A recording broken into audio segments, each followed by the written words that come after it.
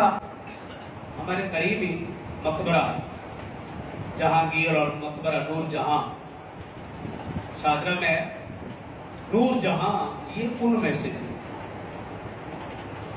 جہانگیر کے متعلق مختلف روایات ہیں، تو نور جہاں ان میں سے تھی، ایران سے تھی۔ تو اس نے ایران سے لوگوں کو بلایا بھی ہمارے پاکستان میں آؤ۔ پاکستان تو خیر اس وقت نہیں تھا کہ ہمارے ادھر آؤ، لاہور میں خاص طور پر کہا کہ ہمارے ادھر آؤ، آ کر اہل بیت کی شان بیان کرو۔ تو تاریخ میں لکھا کہ وہ ایران سے چلے، اہل بیت کی شان کو بیان کرتے ہوئے آتے گئے حضرت میر شاہ حسین زنجانی رحمت اللہ تعالی علیہ، جو حضرت داتا علی حجویری رحمہ اللہ کے پیر بھائی تھے،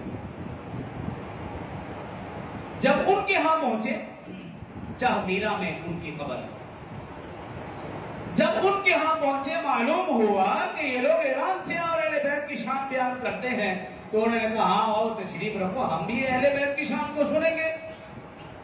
فجر کی نماز کے بعد کا وقت تھا، ان کا درس تھا، ان کے درس کے بعد انہوں نے ان کو بٹھا لیا اور لوگوں کو بھی جمع کیا، آج اہل بیت کی شان کو سنیں گے۔ انہوں نے اہل بیت کی شان کو بیان کیا۔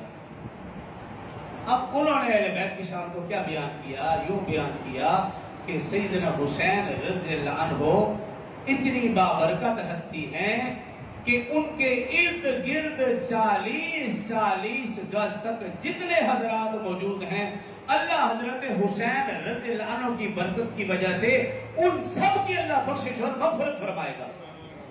یہ انہوں نے شان اور عظمت بیان کی۔ یہ شان اور عظمت بیان کرنے کے بعد حضرت میر شاہ حسین زنجانی رحمت اللہ علیہ کہنے لگے اچھا اب یہ بھی بیان کرو، جب نواسے کی یہ عظمت ہے، نواسے کی یہ عظمت ہے کہ اس کے ارد گرد 40 گز تک جو دفن ہیں، اللہ نواسے کی وجہ سے ان کی بخشش اور مغفرت فرما دے گا، تو جو رسول اللہ صلی اللہ علیہ وسلم کے ساتھ دفن ہے کہ اللہ ان کی بخشش اور مغفرت نہیں فرمائے گا؟ بس وہ دوسری کمپنی تھی، وہ خاموش ہو گئے۔ انہوں نے کیا جواب دینا تھا؟ صرف خاموش نہیں ہوئے، لکھا ہے تاریخ کے اندر، لکھا ہے اس کے بعد انہوں نے آگے قدم نہیں رکھا، پھر وہاں سے پیچھے پڑ گئے اور اپنے جائے مقام ایران پہنچ گئے۔